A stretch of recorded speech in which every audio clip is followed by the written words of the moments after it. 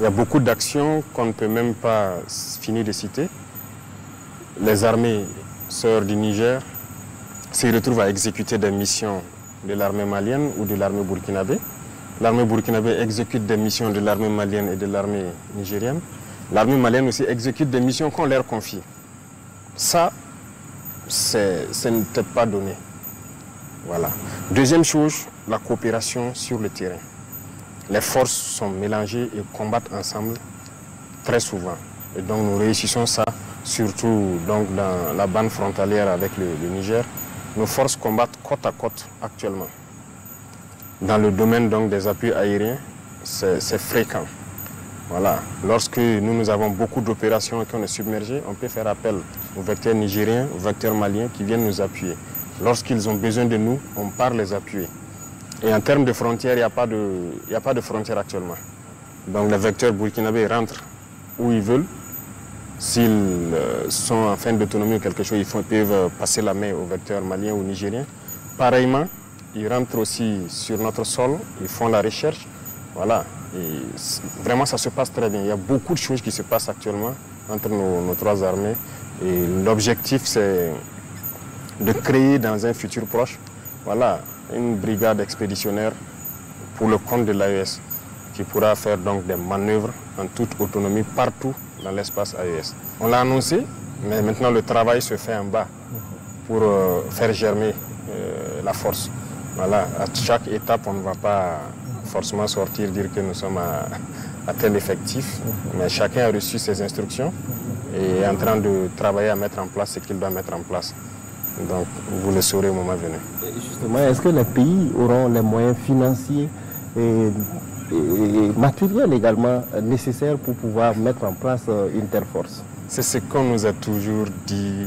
On n'a pas les moyens, il faut aller chercher les moyens ailleurs. Regardez aujourd'hui ce que nous avons au Burkina. Quelqu'un nous a prêté 1 franc, quelqu'un nous a donné quelque chose, mais nous avons combien de bataillons équipés? En 2022, à côté, on avait combien de bataillons équipés? On avait un bataillon opérationnel, parce qu'il y avait au moins 4 ou 5 compagnies opérationnelles qui étaient équipées, qui peuvent sortir de façon autonome. C'est une réalité. En plus de ça, c'était les forces spéciales, l'hygiène peut-être. C'est eux qui avaient les moyens d'être projetés en même temps. Le reste, ils n'ont pas les moyens. On s'assoit et voilà, lorsqu'il y a opération, il faut rassembler à les donner. Parce que c'est dur d'équiper, c'est compliqué. Ce n'est pas vrai. Si on gère bien, il y a la possibilité d'équiper. C'est ça aussi que nous avons reproché, c'est tout ça qui nous a révoltés. Mais on nous avait nous aussi mis des choses en tête, que c'est difficile d'acquérir l'armement, c'est cher, c'est si. On a pris notre courage à 2 mains, on s'est mis face à la réalité. On nous a mis des bâtons dans les roues pour ne pas nous permettre de nous équiper. Vous êtes au courant, je l'ai dit plusieurs fois. Mais aujourd'hui, nous avons plus d'une vingtaine de bataillons équipés qu'on peut projeter d'une minute à l'autre. Ça veut dire lorsqu'on dit aux 20 bataillons de démarrer pour telle direction, ils n'ont pas besoin que quelqu'un vienne leur donner quelque chose, ils démarrent. Donc cette force, on peut l'équiper. Regardez les armées maliennes, regardez les armées nigériennes. La dernière fois, vous voyez l'équipement du Niger qui passait par là pour rentrer au Niger. Donc nous pouvons nous équiper. On n'a pas besoin d'un appui. Monsieur le Président, aujourd'hui, quel bilan faites-vous? Bilan d'étape de la guerre contre le terrorisme? Le bilan, c'est long à faire. Donc je viens de vous expliquer d'où est-ce que nous venions. Je ne dirais pas de zéro, mais en tout cas, il n'y avait pas quelque chose de substantiel pour faire la guerre. Aujourd'hui, nous pouvons contenir la menace. Ça, c'est une chose. L'armée a retrouvé plus ou moins sa capacité de combattre. Aucun soldat ne va aller aujourd'hui sur le front sans armes, ne va aller sans moyens de protection, ses gilets, casques et trucs, les munitions et autres, tous ces VDP. Le maillage a changé, et ça fait qu'on a occupé plus le terrain. Il y a beaucoup de zones où on n'avait pas de présence de force, où il y a aujourd'hui de la présence. Et ça fait que, bon, dès que la présence, les populations aussi rejoignent. Donc ça, c'est une avancée majeure. Et maintenant, la réorganisation de l'armée pour l'adapter aux réalités actuelles, ça aussi, c'est une avancée majeure. C'est tout ça qui permet d'avoir des résultats sur le terrain. Mais on n'a pas peut-être le temps de détailler point par point, au risque de revenir sur des choses qu'on avait déjà dites. Donc il y a beaucoup quand même de choses qui sont faites. D'accord. Alors, Monsieur le Président, justement, nous sommes en guerre, mais il faut préparer également l'après-guerre. Comment comptez-vous réorganiser l'armée après la guerre? Oui, l'après-guerre, dès qu'on est en guerre, c'est pour préparer l'après-guerre aussi. L'armée doit participer, pour nous, l'armée doit participer activement à la vie de la nation. Rien qu'aujourd'hui, en Conseil, nous avons parlé d'un certain nombre de sujets où l'armée doit intervenir dans plusieurs domaines. Alors, il faut que l'armée puisse occuper un rang de sorte que la crise que nous avons connue ne puisse pas revenir à l'avenir.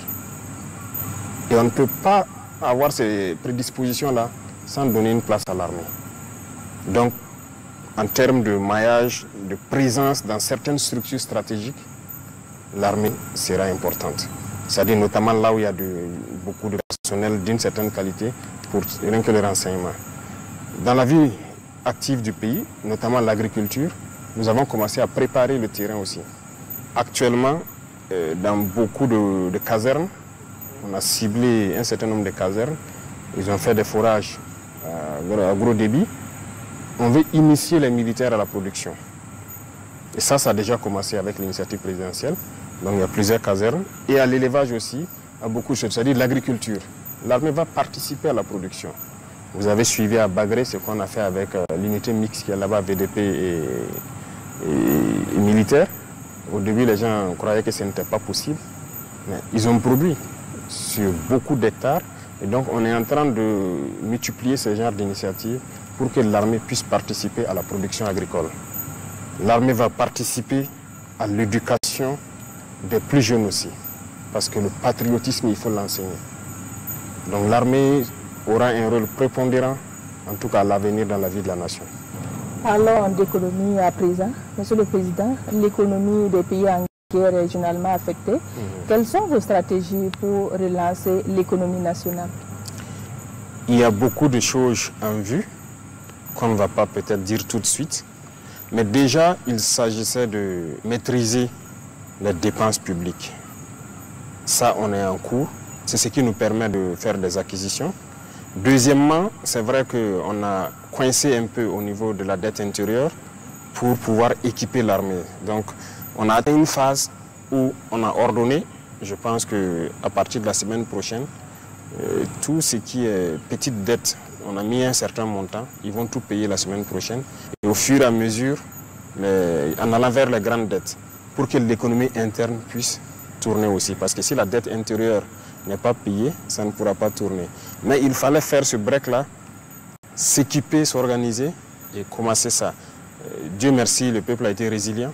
Et je pense qu'il est temps de permettre de souffler un peu pour que l'économie puisse tourner.